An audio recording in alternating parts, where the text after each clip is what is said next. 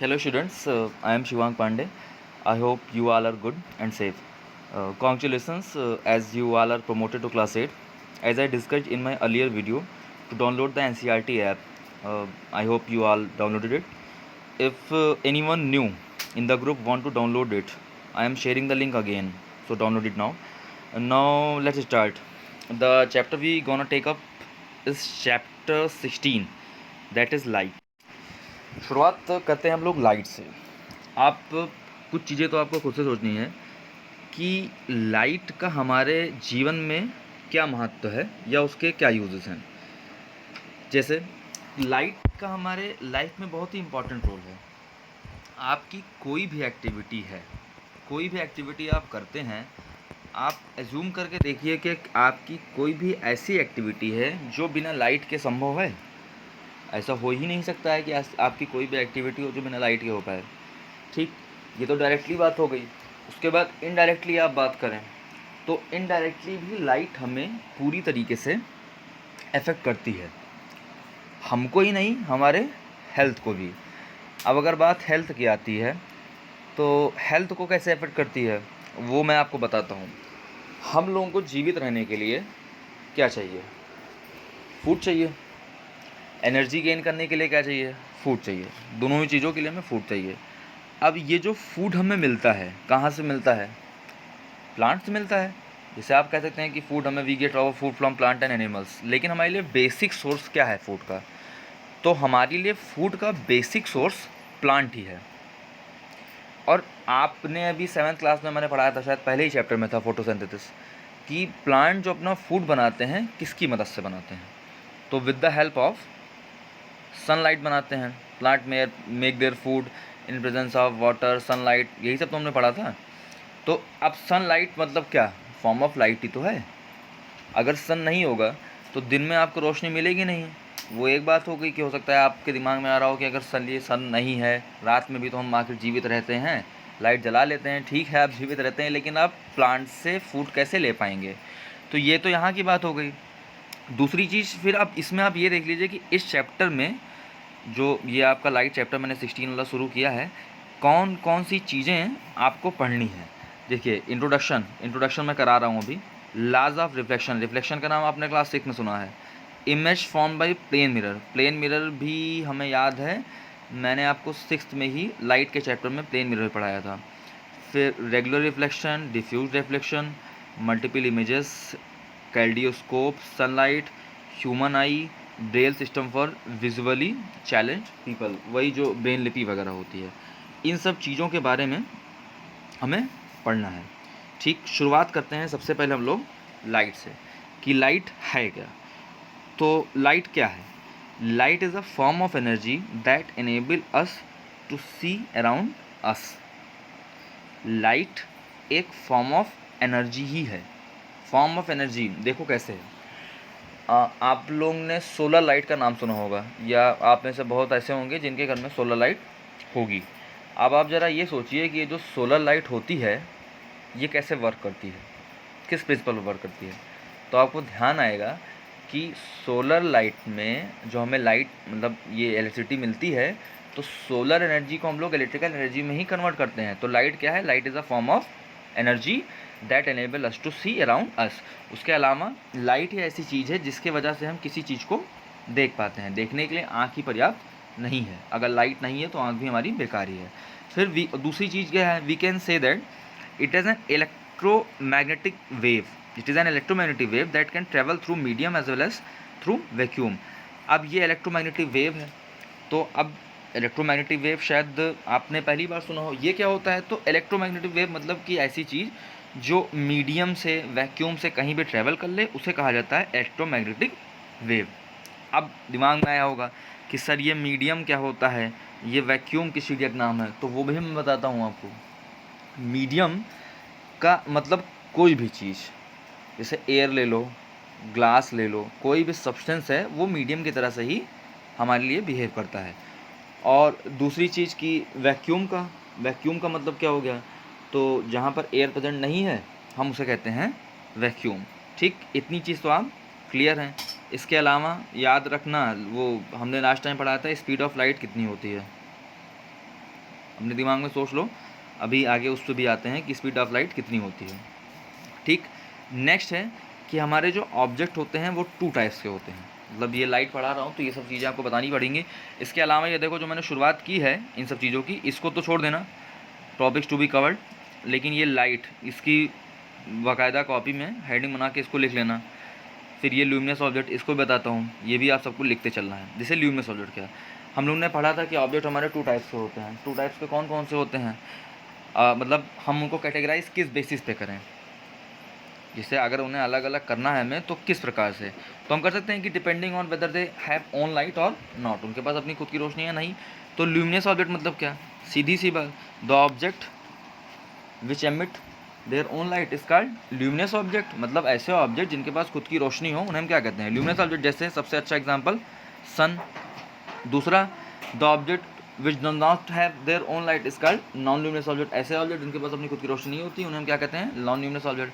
अब इसमें हम अच्छा खासा डिस्कशन करते हैं। जैसे यहाँ पर मैंने एक एग्जांपल लिया है बल्ब का, तो बल्ब क्या है, ल्यूमिनियस है कि नॉन ल्यूमिनस है। जिससे आप अगर सोचें तो इसका क्या जवाब देंगे। देखो, जब बल्ब हम यहाँ पर इलेक्ट्रिसिटी को फ्लो करते हैं तो इसके जो फिलामेंट होते हैं, फिलामेंट याद है, फिलामेंट से जब करंट फ्लो होता है तो फिलामेंट हीट अप हो जाता है और इसी की वजह से इससे हमें मिलती है रोशनी।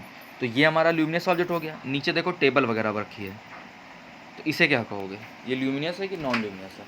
इसके पास क्या खुद की उसकी रोशनी है, नहीं है, तो ये क्या हो गया, नॉन ल्यूमिनस। और फिर इसमें मैंने फ़र्क करने को भी बताया था। अब जैसे इसके अलावा जैसे ये भी चीज़ है कि आपके दिमाग में आना चाहिए कि क्या फ़र्क है, बल्ब को भी देख रहे हैं और ये टेबल को भी देख रहे हैं, तो मैं फ़र्क बताता हूँ। देखिए, आप एक कमरे में जाइए, अंधेरे कमरे में जो बिल्कुल कहीं से भी उसमें रोशनी ना आ रही हो, उसमें आपको जिन भी चीज़ों में फ़र्क करना हो कि ये चीज़ हमारी है वो ल्यूमिनियस है कि नॉन ल्यूमिनियस है, उसको रख दीजिए।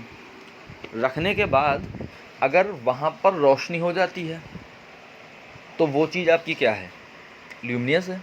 अगर नहीं होती है तो क्या है, नॉन ल्यूमिनियस है। जैसे एक बल्ब लगा हुआ है कमरे में, ठीक, वो स्विच ऑफ है तो वो क्या होगा, नॉन ल्यूमिनियस। लेकिन अगर वही बल्ब ऑन हो गया तो क्या होगा, ल्यूमिनियस होगा। फिर जैसे नेचुरल ल्यूमिनियस ऑब्जेक्ट आपके क्या हो सकते हैं, ग्लोइंग इंसेक्ट जिसे जुगनू आप कहते हो, यस सन। मून क्या है हमारा, मून हमारा नॉन ल्यूमिनियस है। अब इस पर विचार किया जाए कि हम किसी भी नॉन ल्यूमिनियस ऑब्जेक्ट को देखते कैसे हैं, तो कैसे देखते हैं हम, देखिए, जो ल्यूमिनस ऑब्जेक्ट से निकलने वाली लाइट होती है वो नॉन ल्यूमिनस ऑब्जेक्ट पर पड़ती है, पड़ने के बाद फिर वही लाइट हमारे आँखों में आती है। इसी के वजह से हम किसी भी नॉन ल्यूमिनस ऑब्जेक्ट को देख सकते हैं। ठीक, यहाँ तक। अब इसके आगे बढ़ते हैं। देखो इसके आगे मैंने लिखा है कि when light falls on any surface either of these phenomenon take place. मतलब मैं कह रहा हूँ कि जब लाइट किसी सरफेस पे पड़ती है तो इनमें से कुछ फिनोमिनन होते हैं।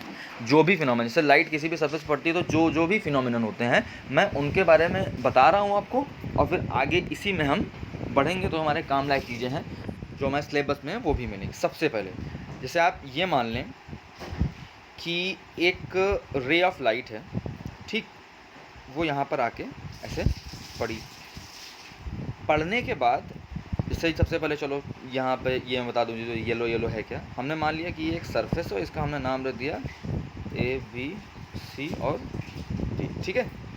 अब एक रे ऑफ लाइट है यहाँ आकर पड़ी, पढ़ने के बाद ये रे ऑफ लाइट यहीं पर रुक गई।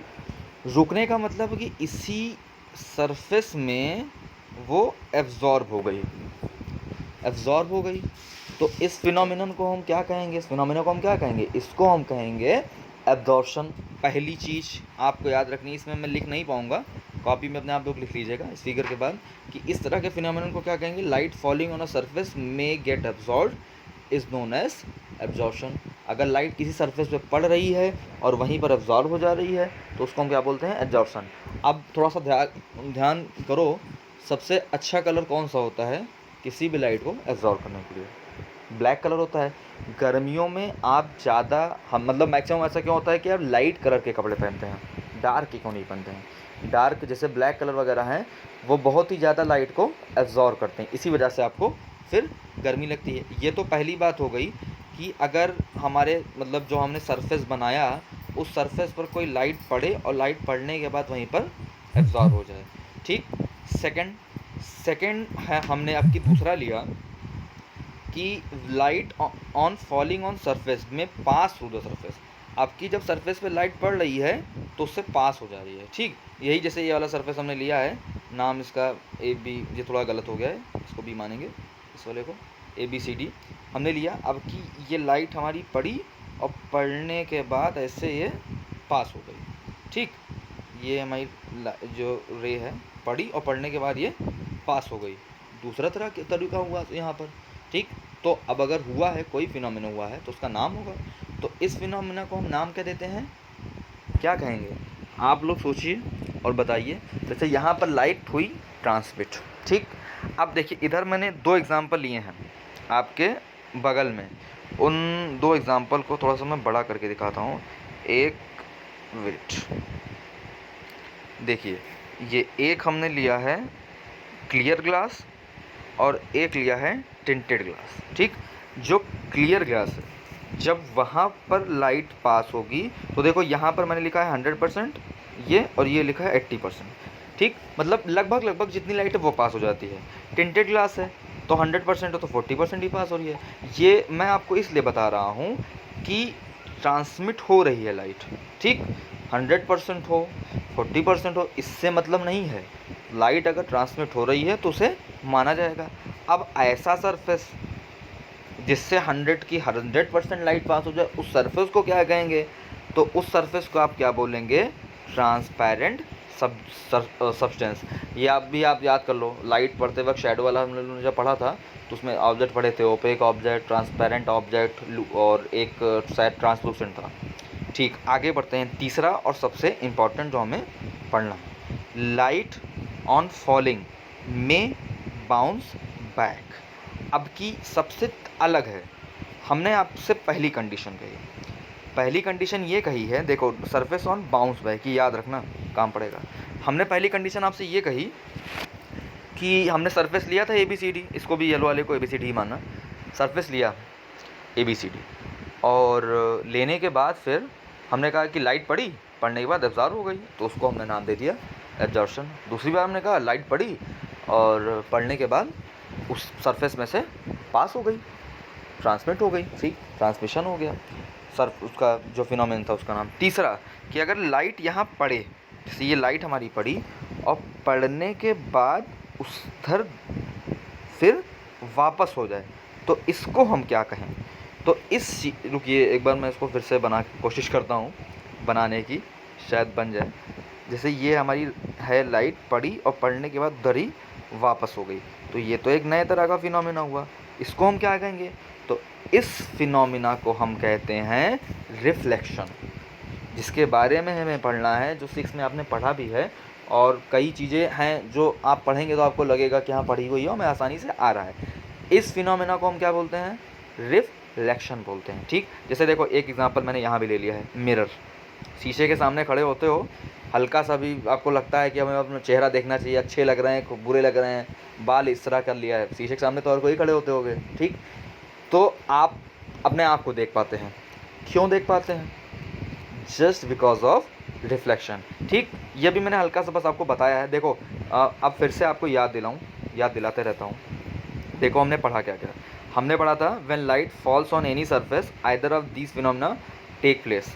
लाइट जब सरफेस पर पड़ती है तो इसमें से कोई फिनोमेना हो सकता है। सबसे पहला क्या पढ़ा, लाइट फॉलिंग ऑन सरफेस में गेट एब्जॉर्ब। लाइट पड़ी सरफेस पे, ABCD हमने नाम दिया था सरफेस का। ठीक। और वहीं पर लाइट एब्जॉर्ब हो गई, उस फिनोमेना का नाम क्या था, एब्जॉर्प्शन। ठीक। देखो ब्लैक कलर वाला मैंने बनाया भी था, बोलना भूल गया था, ये ठीक। और फिर दूसरा हमने पढ़ा कि लाइट सरफेस से पड़ी और पड़ने के बाद ट्रांसमिट हो गई, निकल गई, तो उसको हम क्या कहते हैं, ट्रांसमिशन। ठीक। उसका भी एग्जांपल मैंने दिखाया। और तीसरा पढ़ा कि ना तो एब्जॉर्ब हुई है और ना तो ट्रांसमिट हुई है, तो फिर उसको हमने नाम क्या दिया, रिफ्लेक्शन। और उसका एग्जांपल क्या दिया है आपको मैंने, मिरर वाला। ठीक है। एक चीज़ और मैं बता देता हूँ आपको, जैसे ये देखिए एक डिफिनीशन मैंने पुरानी बुक से निकाली है, ये आप लिखिए। The phenomenon in which a ray of light after falling on a smooth polish surface और a mirror returns back into the same medium is called reflection. The phenomena in which a ray of light after falling on a smooth polished surface or a mirror returns back into the same medium is called reflection। ये आपकी हो गई reflection की definition, जो आपको जिस तरह मैं बताते गया उस तरह से ही लिखना है, ठीक है। अब इस रिफ्लेक्शन वाली जो हेडिंग में देखो शब्द कुछ आए हैं, जैसे यहाँ पर लिखा है polished Surf is falling on a smooth polish surface, ये फिर मिरर क्या है, सेम मीडियम क्या है, रिफ्लेक्शन ढंग से पढ़ना है।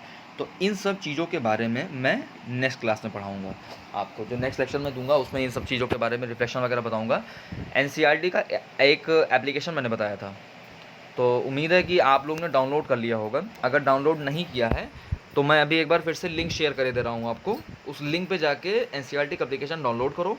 उसमें फिर अपने क्लास 8 का साइंस वाली बुक जो आपकी है उसे डाउनलोड कर दीजिए। चैप्टर 16 है लाइट, वहीं से हमने पढ़ना शुरुआत किया है, ठीक है। बाकी अगर आपको कोई समस्या है तो आप मुझसे पूछ सकते हैं किसी भी तरीके से, जैसा आप चाहें।